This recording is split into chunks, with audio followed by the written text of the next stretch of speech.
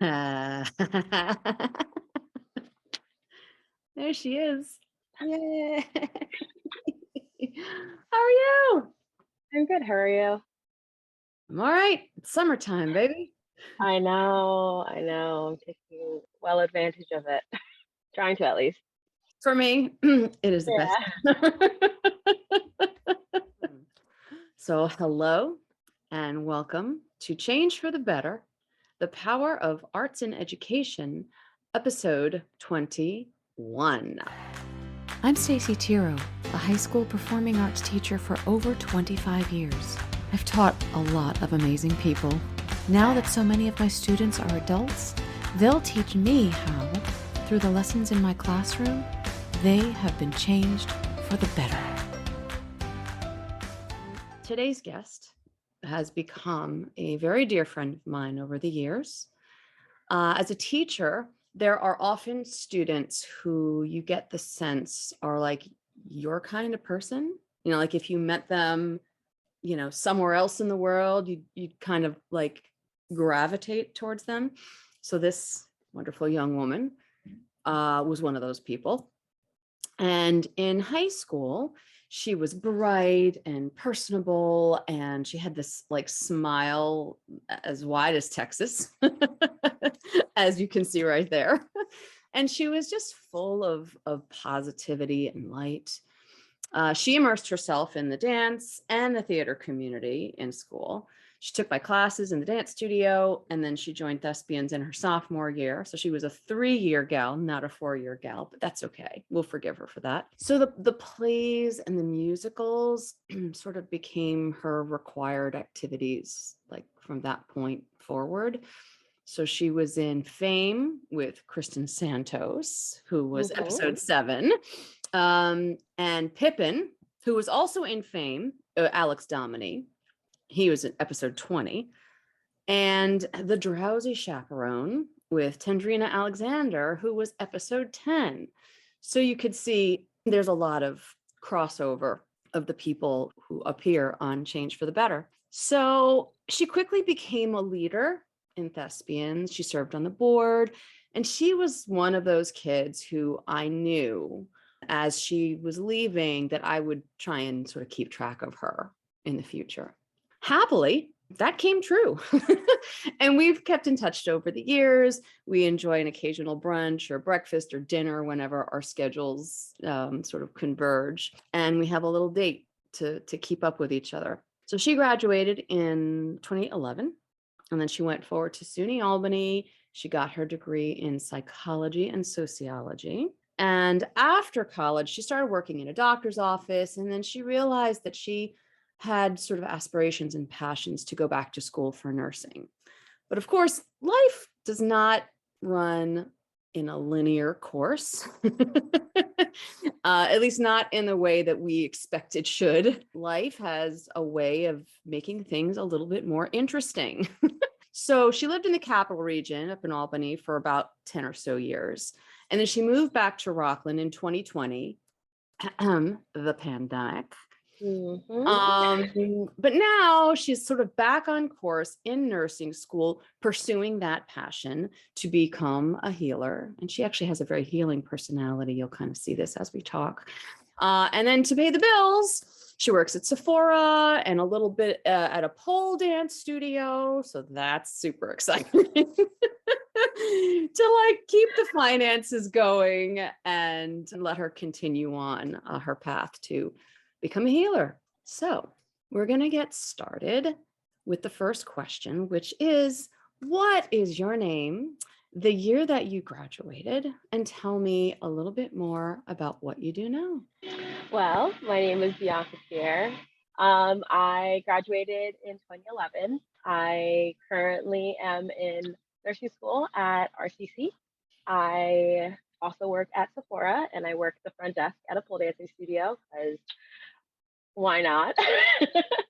I live with my mom and my grandma and my aunt, so it's a full house here, and 2 cats. So yeah, lots of people. I can honestly say I never expected to come back to Rockland, Sure. but here I am. So it happens. It happens. Oh, yeah. And I think that's one of the things that I see as sort of a running theme with a lot of people, that, the direction that they start going and they're like, I want to do this. And then it's like, well, we're going to turn over here. And well, we're going to turn over here. And, eventually things do work themselves out, but it's just not the immediacy with which we want them to happen. I kind of want to sort of stress to any young people who are watching or listening to this that it all comes in time. Let's get to the first real question, which is, using your adult brain, describe your adolescent self.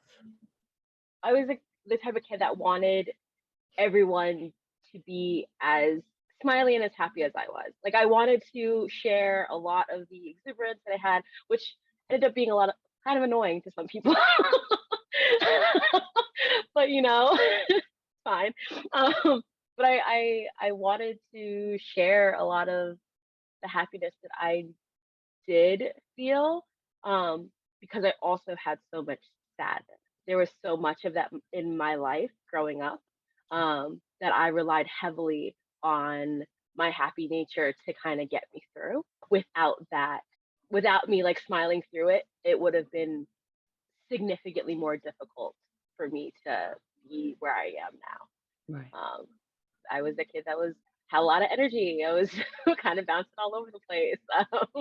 I very affectionate in with my friends and with people that I really loved, because that was the way that I thought and knew how to express myself. Mm. And a lot of that is still the case today, but I life beats it out of you a little bit. Well, and as an adult, we put it into a perspective, right? Yeah. In adolescence, it's like, "Wah!" and you latch on to the thing that you think, works for you. And Exactly. then you a couple of years go by and you get more experience and your brain matures and everything. You're like, okay, let's find a better channel for all of this energy that I have, and sort of deal with some of our realities that are, frankly, not always super pleasant.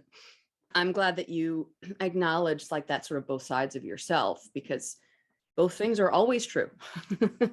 Both things are always true. And you have to honor both parts, or all parts of who you are. Knowing that there was a lot of turmoil underneath the smile, which happens often, what was something that happened in the studio or in the theater experience that helped you to manage or to regulate your adolescent self? Just being in Thespians in whole, being in the studio space, being on the stage, it gave me a space to channel a lot of those emotions that I was feeling. Mm. Like, I could go into the studio and maybe that day we were working on a scene that was a little bit sadder, and I could have let myself pour it into that. Or if we were moving, finding myself through movement was huge. Because before high school, I had never really danced. Like, I danced at home. It was something that I was constantly doing in my own little space, but it wasn't something that I had ever done in front of others or anything like that. Sure. So having that space to find myself in movement and to figure out how to release myself, and a lot of that excess energy that I had, it was an epiphany that I still to this day, like, I need to move. It's not it's not like oh yeah, Bianca just wants to go dancing. No, it's Bianca needs Right. to go dancing, because it's the way that I find the best way that I found to express myself, and to get some of that jittery anxiety energy. Sure. Just this process through movement. I'm the same way. I walk into the studio sometimes and I'm like, all out of sorts. And then, I start teaching and I start moving and rolling on the floor and, talking about what a plie is, whatever. And I go, okay, I'm okay now. And then at the end of the class, I'm like, all right, see you guys later. And then the stuff that I walked in with it's not as important, not as Not as heavy. Yeah. It's like kind of like, okay, it's out there. We're good. I'm still okay. If you could extract any of the lessons that you learned there that you think about or use today, what would they be? It was just walking into that space almost every single day was just such a safe area for me. I think I've taken those same values of like open and honesty and relying on others and realizing that not everything, I don't need to do everything that I can, you know, other people will take up the slack when I'm maybe not the strongest at the moment. Because you have to rely on each other in such a when you're working in such a group environment, that I still use a lot of those things today. I've Mhm. taken those into the hospital with me when I was working with others, and that's another very collaborative field. I've taken a lot of that thought, a lot of those things that I've learned and moved with them through the rest of my life, through the rest of my careers, even just working at Sephora, which you wouldn't think to be such a collaborative thing, but it is because you have 50 million products and not everyone can know everything about it. So you have to rely on other people's knowledge. And it's definitely something that I've used and will continue to use and have helped me immensely in working with others. That's good. I Yeah. just had a conversation. I think that was episode 19, Rob Lee. He was before you. And he was actually talking about, he's diagnosed with bipolar 1. And so we had like a huge conversation about the massive challenges, with that.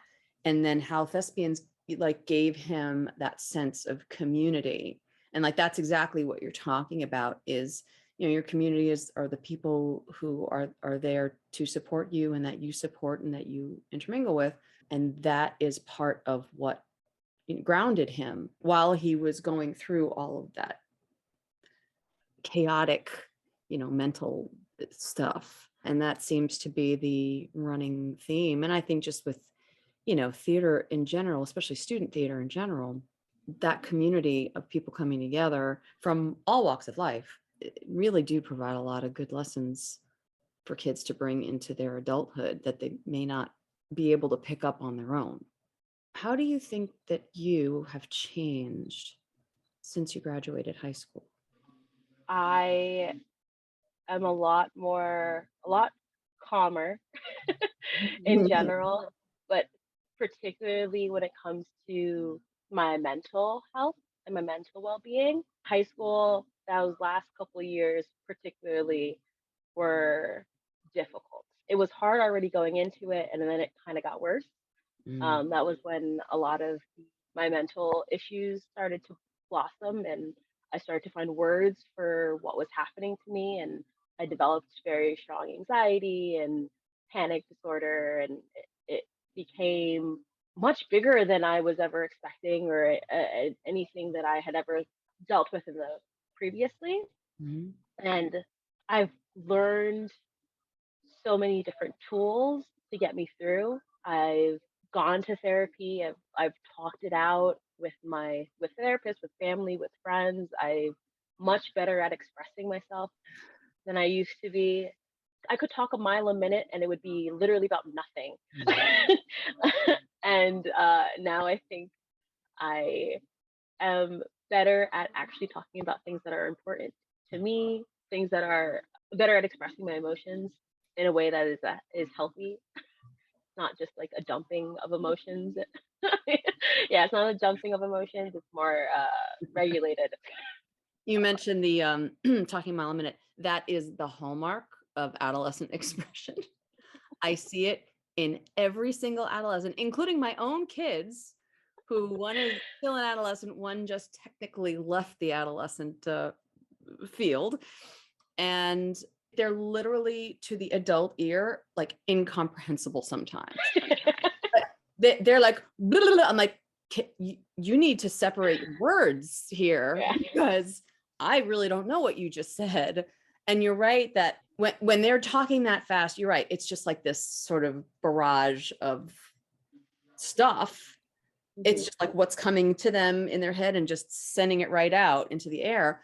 But when they actually are talking about things that are difficult or traumatic or of some consequence, they slow down, but they often are, it's very jittery and they can't pull out words and they're just kind of all over the place because like their brains can't find the words. So that's an adolescent thing. And I can't wait for them to get their adult brain. Oh God, I can't believe they're gonna have adult brains. Yeah, it just still mind boggles me how big they are now. Oh, I know. Oh, I know. My kids, yeah. No, I got 16 and 20, and I'm like, what? What? Yes, I have a 16-year-old and a 20-year-old. Sending the 20-year-old to her third year, transferring to her first like away school. And I'm like, I can't. But I digress. Let's take the mature adult brain, Bianca. Mhm. What would adult Bianca tell young Bianca to help ease the way? You're not stuck. I know you feel stuck. Mm. I know you feel like this is the end of all. Like this is how you're going to feel for the rest of time. But it's not. It seems so cliche and so cheesy to say, but time does heal. Nothing lasts forever. Not the good, not the bad. You will get through this. This will pass. It's not going to be easy. It's going to take a lot of work, but you're going to do it, and you're going to be better for it. Yes. All that's true. It may not always be great. Oh no. But you'll get there. You'll get there. Well, what's something that you're still grappling with now as your adult self? Like we said earlier, nothing is linear. Like there are days where I feel great, and I'm like, I'm uh, doing well at school, I'm doing well at work, I've got great friends, I'm in a stable relationship, all things are great. And then 20 minutes later, I'm lying in bed, can't move, feel like crying. Why? Who knows? Who knows? Something It in there is just like Yeah, screaming at you. yeah, healing is not linear. It sometimes you will feel great sometimes, and little things can set you back a little bit. But again, just have to keep that thought process that not these feelings won't last forever. Mhm. That eventually I will feel better again. It may take a little bit of time, may take some ice cream, may take cutting with the cats for a couple hours. But I will eventually start to laugh again. I will eventually feel better and get up and start moving. A therapist once But likened that to a conveyor belt, to like think of these things like a conveyor belt. Like it comes in and it's right there in front of you and you have to deal with it. But then at some point it's gonna like kind of go away. And then something else will eventually come in, but time needs to pass. And the hardest thing is to have the patience to like let it happen and to live with the difficulty that you've got in the moment to get you to the next period of feeling okay. and just grappling with the idea of being back in Rockland, that took a lot of mental flexibility, because I was sure I had a very when I lived in Albany, like I thought I had a plan. I was like, done with school, going back to school. I was also in a relationship at the time, thought that was going to go in a way that I was expecting, and all of it crumbled. It all just fell apart. um, and then I was like, well, one thing I know I can rely on is my family. So here we are. We're back. I think there's something else that you can also rely on that you're probably not giving a lot of credit to, and that is to your resilience, your own personal resilience. Because, I know that you've dealt with some really significant trauma in your early life. And then the Albany stuff, kind of crumbling, like that is in itself its own Dramatic. trauma, and with everything that you have gone through, you have still somehow managed to like pick it up, even when you're on the floor crying, 'cause that happens too, to pick it up and go, okay, what's my new plan? And Yeah. then develop it from there. So developing that resilience, and you've probably had it since you were really little, and maybe the smiley, happy part of you was what kind of dragged you from the muck to like get you to move forward, because that part of Bianca just didn't have the patience to sit and wallow. She's like, no, that's not gonna work. No, I've honestly followed the pattern of my mother. My mother has never allowed herself to wallow in any of the bad that has happened. And there's been plenty, but she's always been like, okay, well, this happened, so now we have to do something next. Like we have no other choice. We're here. We're breathing. Means we gotta keep moving. Like we have no choice. What's next step? Exactly. And so I've had to do the same. And every single time, yeah, every single time I have to think to myself, like, yeah, this sucks right now, but I'm alive. I'm breathing. I've got some place to lay my head. I've got a roof over my head. I'm healthy. So like, what more can I do but continue going? And now you're sort of, I'll say, back on the path that you wanted to do 10 Yeah. years ago. Yeah. It just took more time, but now you're there. Resilience. Hashtag. Hashtag resilience. We'll just go with that.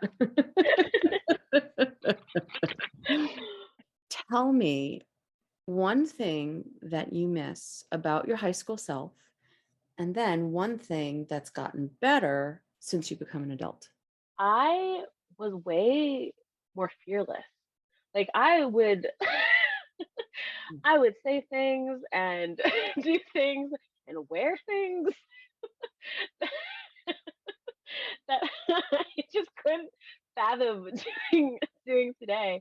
And I kind of want some of that fearlessness back. Like I made friends so much easier because I wasn't afraid of just like talking to people in the same way that I am now. I realized that post COVID, post pandemic, post, I I lost some of that fearlessness that I used to have. I realized that I'm a little bit more timid when it comes to new people, and like that never used to be the case. But something that's definitely gotten better, pretty much almost everything else. Almost everything else. My sense of autonomy is massive compared to what it once was.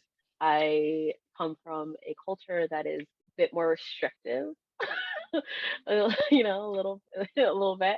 But now I don't particularly care to follow the rules of my culture. I care more about pleasing myself and making and appearing in the world as I see myself compared to what is my mom's friends gonna think, or what is like the person on the street Who's care looking in on the about. outside? Yeah, look, I don't really care too much about what other people's opinions. I mean, of course, it still plays in my head, but I've learned to express myself as I choose to. I was going Yeah, to ask you because so Bianca is Haitian, and she was very entrenched in Haitian culture, which was, at time as rich as it is, it's also sometimes a little difficult, maybe stifling to some people. But I was curious how your mom looks at, you and your path and your decisions now. she has her moments where she has a tough time with how long things have taken me. Uh, you know, she I think wanted things you'd to have too. You do too. well, yeah. Well, but she wanted things to be like she was hoping that I would go into nursing school like right out of high school. Like that was what she wanted me to do. But I needed to take my own route, and so I didn't do that. And So things she's definitely struggled a bit with that, but I think she's come to the realization that I wouldn't be who I am now if I didn't do the things that I've done, and she likes who I am. So I think she's come to that realization and is like, okay, yeah, she had to get through all that she needed to do to be this. But Right. I've had so many life experiences, like even with everything that happened and how things fell apart in Albany, I will never regret any of that time that I spent there because it led me to finding so many new joys and like realizing that I could do things that I never thought I could. She definitely has struggled with it, but she's come to terms. If you could give a piece of sage advice to high school students now, what would it be? I feel like, especially with the generation that's coming up, Mhm. the Gen Zers of the world, the Zoom, they're already kind of doing this, but I love it. And just be you. Like, be you as loudly and as proudly as you can. I am loving that they're just going out there and making mistakes and failing, but then because that is truly what's going to out of your failures are gonna come your successes. Like that is where you learn. That is where you find yourself. You're gonna do things, they're not gonna work. It's okay. You pivot. Like this is not an end all be all. This is not the generation where we're gonna be in a career for 40 years toiling, putting your head down. No. Like it's okay. You can do something, try it out. If it works, fantastic. If you love it, that's great. If it doesn't, move, and that's okay. Pivot. You can pivot. You can pivot. You can go back to school. You can drop out of school. You can, you can if it's something that you feel like it needs to be done for your health, for your well-being, to make you feel like the most you, do it. I love that. I do. Because we're sometimes afraid. We're We're some so afraid. It's like, is it the right thing? Is it does it feel okay? If it feels like it's something you want, go. Go. If you're waking up every single morning miserable, because I had people that I work with who she would say, "Yeah, I like wanted to cry in my car driving into work today," and that was like an everyday thing. I'm like, if that's how you feel, then you shouldn't work here. Like, if it's taking such a toll on you that you're like struggling to get out of bed and like this clearly is not, yeah, clearly not meant for you, and that's okay. Yeah. You can try something else, and then someone else may love this. Right. Like you can make space for others, and it's okay. This idea of us having to like break ourselves and break our bodies and break our minds to fit into society, I don't think it's helpful to anyone. There is the sort of ugly reality of, I have to pay my bills, I have to keep the roof over my head. People have the challenges of life and Yeah. family and blah blah blah to deal with. And I think there are a lot of people who do need to feel like they have to fit this mold in this box. And maybe it's family or societal pressures or social media, or like, this is just what I'm supposed to do. And it's like, ooh, I'm not saying that, you should, go on the streets and juggle, but if you can make a living doing that, then maybe that's something. And you can do it with a plan. You can be like, okay, I hate this job now, so I'm going to continue to look for a job now and leave when I have the chance to, when I can. I'm not saying you got to quit your job and like be, doing nothing for months at a time until you finally get what you're. You can make plans, but the idea of having to be stuck in an area in a space just because Yeah. it's like what everyone else wants for you or something that like your parents have always thought you should do this, especially as kids coming out of high school. Like this is your time. This this is your time to do that. Yeah. Like it's much harder when you're 45 trying to do it. A little bit. But when you're 25, 20, go for it. Make Yeah. changes. Especially if you have support, from home, you have like home to Yeah. go back to. If there are opportunities that are in front of you that you could conceivably take advantage of, knowing that, you got home to come back to in case you need it, do it. Do it. Do it. Any other bits of sage advice before we move on? You don't have to buy everything. You're gonna want to. The temptation is there. The instant gratification of PayPal and like and the pay by four, like splitting up payments and layaway, all this stuff. It makes it so tempting. Don't have to do. I'm not saying you're going to save your money because really, unfortunately, saving is incredibly difficult when you're in your 20s. It's just almost impossible. But you don't need all of the newest things.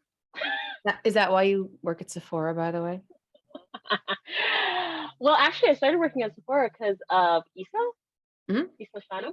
So she works at Sephora, and she told me that they had an opening, and I was like, hey, I could work there. I save some money because I buy makeup anyways. Then I'm gonna get discount off of it. Plus, it is gonna give me an extra income while I'm in school. They work around my school schedule really well. So I'm like, okay, perfect. If I'm gonna buy it anyway, and I can get a discount and get paid to work there and see all the new products and sample the new products. Get new products for free? Sure. I'll test that for you. Yeah. Exactly. It's fine.